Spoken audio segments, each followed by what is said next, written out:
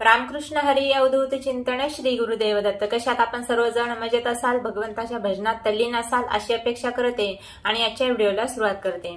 येणाऱ्या 28 ऑगस्टला ऋषी पंचमी आहे, तर हे ऋषी पंचमीचं व्रत कुणी करावं, कसं करावं, कशासाठी करावं आणि ते केल्याने आपल्या जीवनामध्ये कोणता फायदा होणार आहे याची सविस्तर माहिती आपण या व्हिडिओमध्ये घेणार आहोत, म्हणून हा व्हिडिओ शेवटपर्यंत नक्की पहा। तर ऋषी पंचमी म्हणजे काय? या दिवशी 7 ऋषींचं पूजन आपल्याला करायचं असतं। पण हे पूजन का करावं, कशासाठी करावं?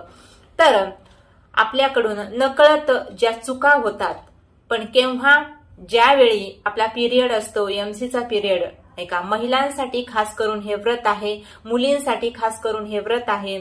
तर वर्षभर आपल्याकडून जे स्पर्शापर्श होतो, म्हणजे केव्हा पिरियडच्या वेळेस नाही का, एखाद्या धार्मिक ठिकाणावरून आपल्याला जावं लागतं, नकळत आपला कुणाला तरी स्पर्श होतो, किंवा जिथे कुठे पूजा वगैरे चालू असते तिथे सुद्धा आपल्याला कधी कधी त्या जागेवरून जावं लागतं। तर अशा वेळी आपल्याकडून चूक होण्याची शक्यता असते, म्हणजेच आपला स्पर्श जर चुकून कुणाला इतरांना झालेला असेल त्यावेळी, तर त्या पापातून निवृत्त होण्यासाठी, त्या दोषातून मुक्त होण्यासाठी हे ऋषी पंचमीचं व्रत सर्व महिला मंडळांनी करावं असा नियम आहे। तर या दिवशी आपल्याला 7 ऋषींचं म्हणजे सप्तर्षींचं पूजन करावायचं असतं। तर ते ऋषींचे नाव मी आपल्याला सांगते। ते 7 ऋषी आहेत आणि 8व्या ज्या आहेत त्या अरुंधती माता। तर यांचं सर्वांचं पूजन आपल्याला या दिवशी करावायचं असतं। या ऋषींची नावे अशी आहेत: कश्यप, अत्री, भारद्वाज, विश्वामित्र, गौतम, वशिष्ठ आणि जमदग्नी। तर या 7 ऋषींचं पूजन आपल्याला ऋषी पंचमीच्या दिवशी करावायचं असतं। ऋषी पंचमीची एक आख्यायिका आहे। विदर्भामध्ये एक ब्राह्मण राहत होता आणि त्याला एक मुलगी होती। ती मुलगी उपवर झाल्यावर त्या ब्राह्मणाने तिचं विधिवत लग्न लावून दिलं, पण काहीच दिवसामध्ये त्या मुलीचा जो पती होता तो मरण पावला। पती अकाली मृत्यू पावल्यामुळे ती मुलगी त्या ब्राह्मणाच्या घरी म्हणजेच आपल्या पित्याच्या घरी आली। तर ती पित्याच्या घरी राहत होती, विधवा झालेली ती मुलगी होती आणि एके दिवशी तिला अचानक शरीरामध्ये त्रास व्हायला लागला। तर तिने तिच्या आईला सांगितलं, आई मला त्रास होतोय। तर आईने तिच्याकडे बघितल्यानंतर आईला तिच्या सर्व अंगावरती जंत झालेले दिसले, म्हणजे संपूर्ण अंगावरती तिच्या किडे झालेले होते। हे आईने पाहिलं आणि आपल्या पतीला सांगितलं, म्हणजेच त्या मुलीच्या वडिलांना सांगितलं।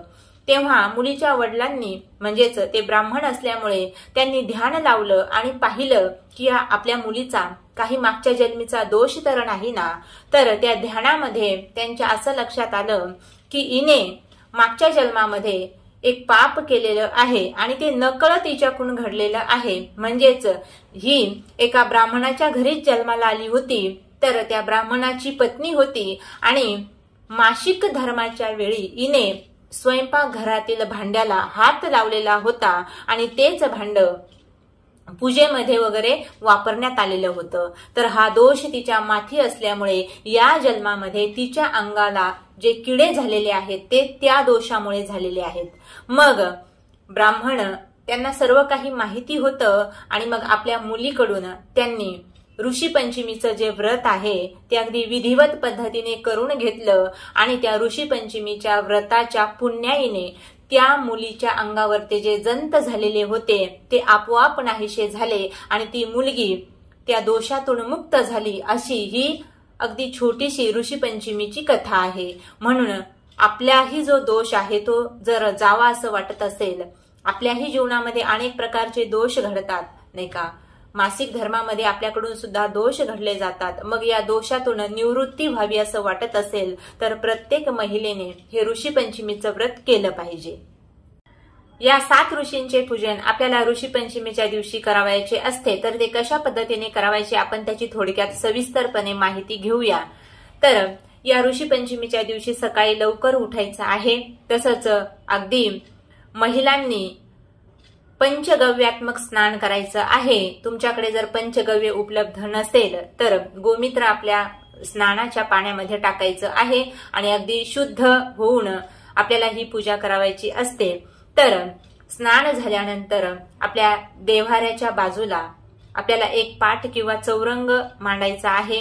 त्यानंतर यावरती 7 सुपाऱ्या मांडायच्या आहेत।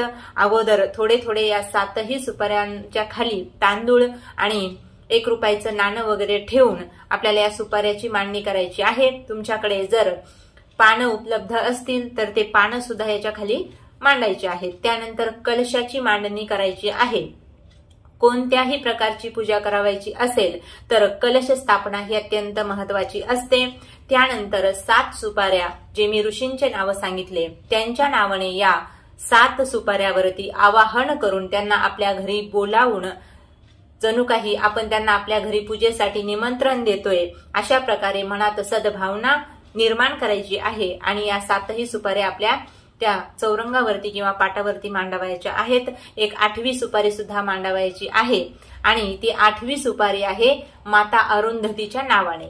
तर 7 सुपाऱ्या मांडायच्या आहेत 7 ऋषींच्या नावाने आणि 8वी सुपारी आहे ती माता अरुंधतीच्या नावाने। तर यांचं आपल्याला विधिवत पूजन करायचं आहे। षोडशोपचार पूजन करायचं आहे। हळद कुंकू अक्षदा अर्पण करायचे आहेत। धूप दीप नैवेद्य अर्पण करायचं आहे। तर आता या दिवशी आपल्याला जो नैवेद्य समर्पित करायचा आहे तर अगोदरचे जे ऋषी मुनी होते ते जंगलामध्ये राहायचे म्हणून यांना शिजलेल्या भाज्यांचा नैवेद्य अर्पण करा। तसेच जे कंदमुळं आहेत जे फळं आहेत बाजारामध्ये उपलब्ध आहेत आपण जे खाण्यासाठी वापरतो जे तुमच्याकडे फळं भेटतील त्या फळांचा नैवेद्य या ऋषींना समर्पित करायचा आहे। विनंती करायची आहे की सप्तर्षींनो मला माफ करा। माझ्याकडून वर्षभरामध्ये माझ्या मासिक धर्माच्या वेळी ज्या काही माझ्याकडून चुका झाल्या कळत नकळतपणे माझ्याकडून जे काही दोष घडले असतील त्या दोषाबद्दल मला माफ करा। म्हणजेच काय होऊ तर आपण वर्षभरात आपल्याकडून जे चुका झालेल्या आहेत नकळत घडलेले दोष आहेत त्या दोषातून आपली मुक्ती होणार आहे। म्हणून यासाठी हे ऋषी पंचमीचं व्रत आपल्या सर्वच महिलांनी आणि कुमारिकांनी करावायचं असतं। तर हे व्रत आता कुणी केलं पाहिजे तर ज्यांची मासिक धर्म जी पाळी म्हणतो आपण ती चालू आहे त्यांनी हे व्रत केलं तरी चालतं। म्हणजेच काय तर कमीत कमी 45 वर्षाच्या आतमधल्या स्त्रियांनी हे व्रत केलं पाहिजे आणि कुमारिकेंनी कमीत कमी ज्यांना मासिक धर्माला सुरुवात झालेली आहे त्या कुमारिकेंनी सुद्धा हे व्रत केलं तरी सुद्धा चालते। तर अशा पद्धतीचं हे ऋषी पंचमीचं व्रत आहे। पण या दिवशी फक्त आपल्याला फलाहार करायचा आहे किंवा दूध आपल्याला घ्यायचं आहे। दुसरं काही या दिवशी खायचं नाही। जर हे व्रत अगदी नियमाने आपण जर पार पाडलं नाही का दिवसभर निराहार राहणं ज्यांना शक्य नाही त्यांनी फलाहार करायचा आहे नाही का दूध वगैरे घेतलं तरी सुद्धा चालेल। पण या दिवशी चुकूनही अन्न प्राशन करायचं नाही अन्न घ्यायचं नाही। जर कुणी एखाद्या महिलेने जेवण केलं तर तिला जास्तीचा दोष लागण्याची या दिवशी शक्यता असते। म्हणून शक्यतो सर्वच महिला मंडळ हे ऋषी पंचमीचं व्रत अत्यंत भक्तिभावाने आणि उल्हासाने करत असतात।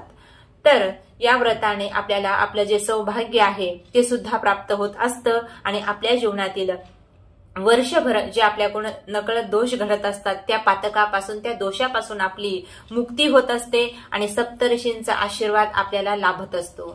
म्हणून हे व्रत नक्कीच केलं पाहिजे। या दिवशी आपल्याला या सप्तर्षींना जो नैवेद्य अर्पण करायचा आहे तो कंदमुळाचा नैवेद्य अर्पण करावायचा आहे। आता हे अगोदर जंगलात राहत असल्यामुळे त्यांना अनेक प्रकारच्या ज्या भाज्या आहेत अनेक प्रकारचे जे कमीत कमी 11 भाज्यांचा तरी नैवेद्य आपण समर्पित केला पाहिजे।